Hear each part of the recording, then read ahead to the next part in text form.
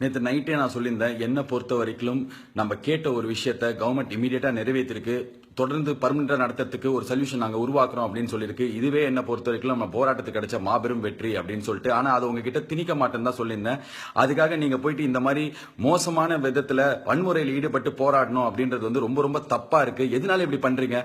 ஒரு வாரமா போலீஸ் வந்து நம்ம கூட இருந்திருக்காங்க. இந்த போராட்டம் வெற்றி அப்படின்னு நம்ம நினைச்சிட்டு இருந்தோம்னா அது காரணம் போலீஸ் நம்மள நடத்தின விதம், நம்மள ஹேண்டில் பண்ண அவ்வளவு கண்ணியமான விதம்.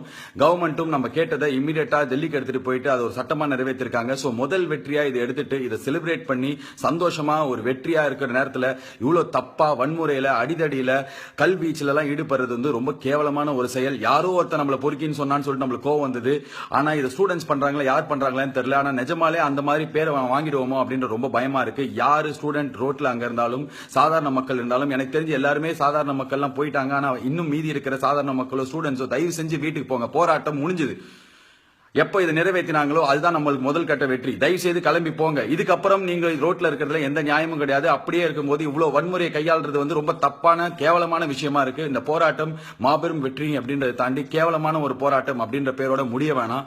இது ஸ்டூடெண்ட்ஸ் போராட்டம். ஸ்டூடெண்ட்ஸ் மட்டும் இதை செஞ்சாங்க. அறப்போர் வழியில செஞ்சாங்க. இப்ப உள்ள யார் பூந்தாங்க என்னாச்சுன்னு தெரியல. இப்ப நடக்கிறது எல்லாமே தப்பு. Please go home. இந்த போராட்டம் ப்ரொடெஸ்ட் இஸ் ஓவர். ப்ளீஸ்.